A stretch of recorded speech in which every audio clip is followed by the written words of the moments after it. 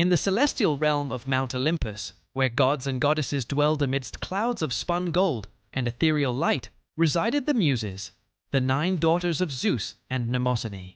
Among them was Erato, whose name meant desired or lovely, the very embodiment of love poetry and lyric song.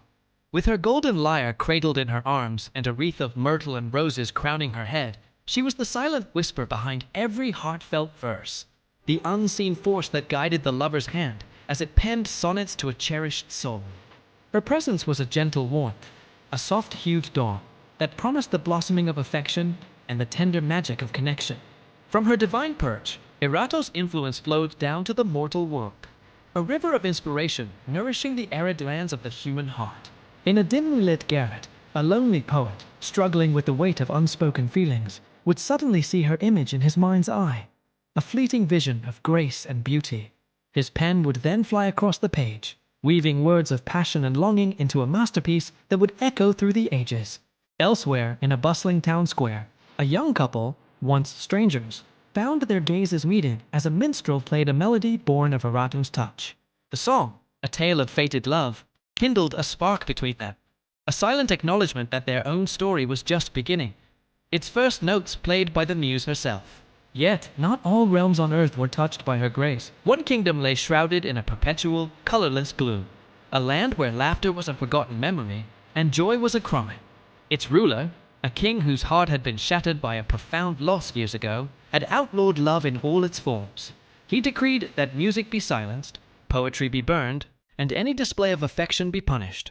The vibrant tapestries of life were replaced by a monotonous gray, and his subjects moved like specters through a world devoid of warmth, their spirits as desolate and barren as the land they inhabited. The king, imprisoned by his own sorrow, believed that if he could not experience happiness, no one should. Unable to bear the sight of such profound sorrow, Erato descended from Olympus, her form a beacon of soft light in the oppressive grayness of the kingdom. She stood in the deserted royal courtyard, a lone figure of defiance against the reign of misery.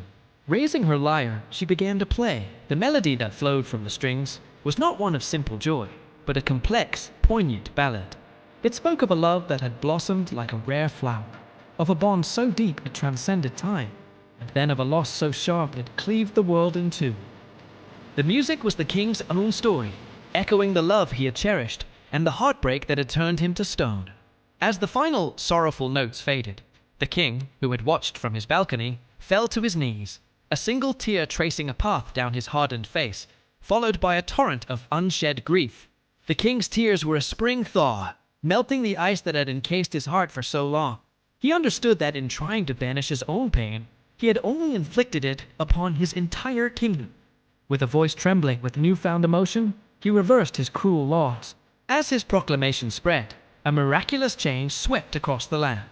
Color seeped back into the world, the muted gray giving way to the vibrant greens of renewed fields and the brilliant hues of blooming flowers.